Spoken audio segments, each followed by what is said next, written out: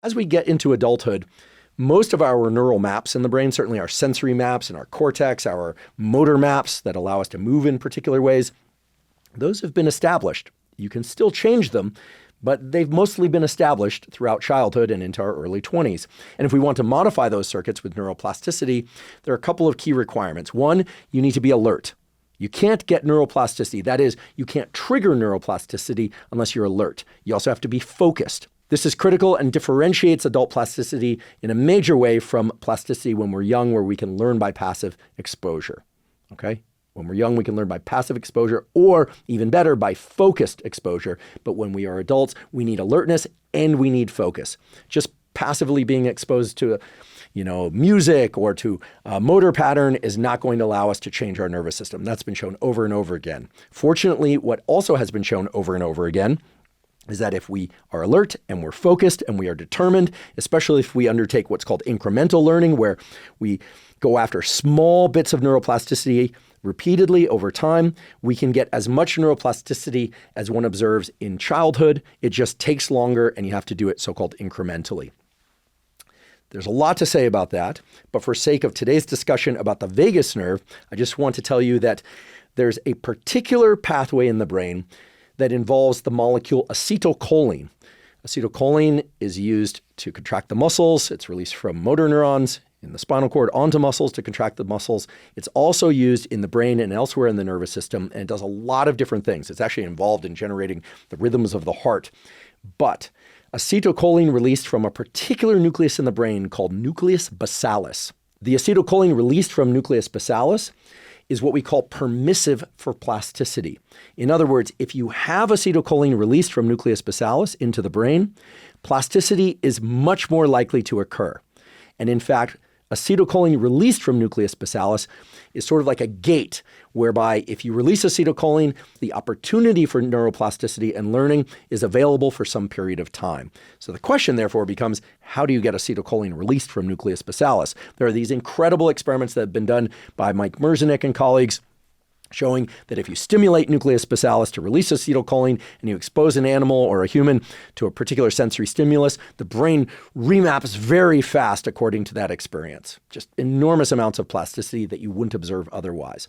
There are also, fortunately, experiments showing that if you pharmacologically increase acetylcholine, that you can enhance the opportunity for neuroplasticity. You still need to do the learning. You still need to attempt to learn something. You still have to make it incremental, but the amount of plasticity is significantly increased when there's acetylcholine released from nucleus basalis.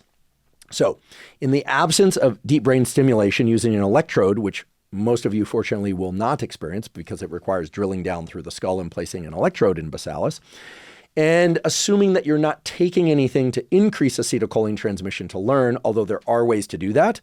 I've talked about that before, and I'll talk about that again in a future podcast. Some of those ways include supplementing with things like alpha-GPC, which is a precursor to acetylcholine.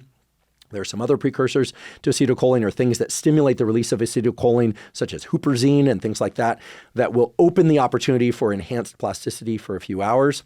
And there is good old nicotine. I know the word nicotine brings to mind things like lung cancer because for many, many years, many people, and still now, smoked nicotine in the form of cigarettes or vaping, both of which I think are absolutely terrible, as is dipping and snuffing, because yes, they increase levels of nicotinic acetylcholine receptor activation, which is just fancy nerd speak for acetylcholine transmission in the brain is enhanced by nicotine, but those delivery mechanisms also, of course, can give you cancer in the case of smoking, dipping, or snuffing, and vaping, despite what you hear out there, is absolutely terrible for your health. I don't care what anybody says. The evidence is starting to really pile up that vaping is bad for you. Now, is oral form nicotine bad for you in the form of gum or in the form of a pouch, etc.? I just want to say a couple of things. One, it's extremely habit forming. Two, it increases blood pressure and it's a vasoconstrictor. These drawbacks about nicotine are real and are critical to consider if you're going to use nicotine as a focusing agent or a so-called nootropic. I don't really like that word, but if you're using nicotine as a way to enhance cognition and enhance neuroplasticity, you should know what the potential drawbacks are, most notably the habit forming and addicting properties, which are very robust. Now, with that said, there are ways to non-pharmacologically stimulate the nucleus basalis acetylcholine pathway to enhance the window for plasticity. And the way to do that is, you guessed it, through the vagus nerve. Studies in healthy humans and humans who have had, for instance, stroke, as well as animal studies have shown that if you stimulate the vagus nerve electrically, you increase the level of alertness in the brain, and part of the mechanism by which you do that is the one I told you about a few minutes ago, the adrenals, vagus, locus coeruleus, but also there's a separate pathway from the NTS to nucleus basalis that stimulates the release of acetylcholine from nucleus basalis and opens up the opportunity for neuroplasticity. This, I should mention, is not a small effect. It is a rapid effect, and it's one that has allowed stroke patients, for instance, to improve their motor capabilities very quickly as compared to when the vagus nerve is not stimulated or when acetylcholine transmission is not enhanced pharmacologically. And fortunately now, there are studies starting to accumulate in animal models and some in humans. We need more, but there are some showing that if you enhance alertness by way of activating the vagus nerve, through the mechanism that I told you before, which is good old-fashioned high-intensity exercise, that in the several hours following that exercise, there is an enhanced opportunity for neuroplasticity. Now, that enhanced opportunity for neuroplasticity comes by way of two different pathways. You already heard about the first one, which is the locus coeruleus release of norepinephrine. That's going to increase alertness, which is a prerequisite for focus.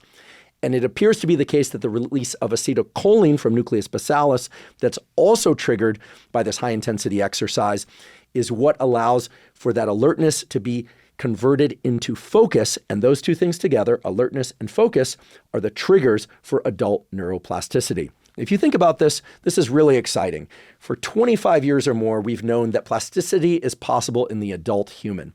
We knew you needed alertness and you needed focus. We also, by the way, know that you need to get great sleep that night and in subsequent nights in order to actually allow the plasticity to occur. Plasticity is a process. It's not just triggered when you go about trying to learn something. It actually takes place in sleep, as well as sleep-like states like non-sleep deep rest and meditation, but especially in deep sleep and rapid eye movement sleep. This is why you can attempt to learn something cognitively or behaviorally over and over and over. You can't get those scales on the piano right. You can't get the information dialed in from your class, a language class, or from engineering, or you're trying to figure out what this picture should be in your mind that you're going to paint, etc.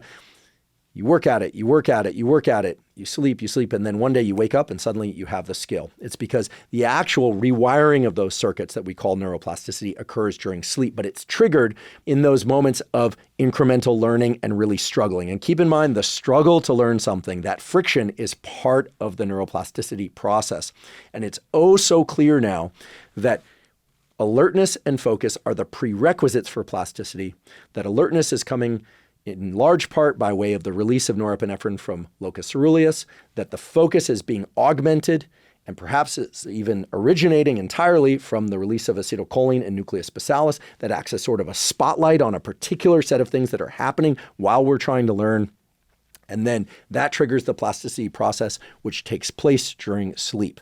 So that beautiful picture of self-directed adaptive plasticity in adulthood is allowed to happen because the vagus nerve, in part, is triggering NTS to say, hey, locus coeruleus, nucleus basalis, wake up, release norepinephrine, release acetylcholine.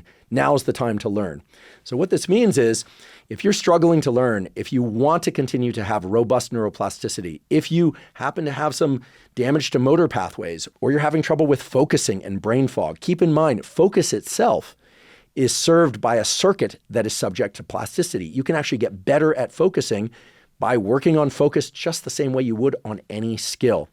And so if you're struggling with focus, I highly recommend finding a threshold of exercise that stimulates brain alertness, that triggers these pathways that are now starting to be clear that they occur from the literature in animals and humans. And yes, you might augment this with something like caffeine, which will further increase levels of norepinephrine. You might even use low-dose nicotine. I'm not necessarily recommending that, certainly not for young people.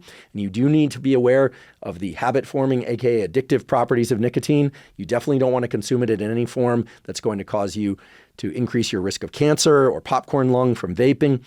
You could use pharmacology. You could use alpha GPC. You could use huperzine in combination with exercise. However, I strongly, strongly recommend that anyone who's interested in lifelong learning, think about organizing your bouts of learning, especially cognitive learning, to come in the 2 to 3 hours, maybe even 4 hours, but certainly in the 1 to 2 hours after you do some sort of exercise that doesn't leave you exhausted, but leaves you with elevated levels of energy in your body. So you don't want to take this physical exercise that I'm talking about to exhaustion, because that's going to leave you depleted. That's going to cause a, uptick in parasympathetic activity. Any of you that have done a hard leg workout and then, 2-3 hours later, you're just like, it's very clear brain oxygen levels are down, parasympathetic activity is up. You are tired because you exhausted all that energy in exercise. But if you can use exercise as a trigger to release adrenaline and stimulate these pathways within the brain that arrive via the signaling from the vagus, you do indeed open up the opportunity for enhanced neuroplasticity at any age.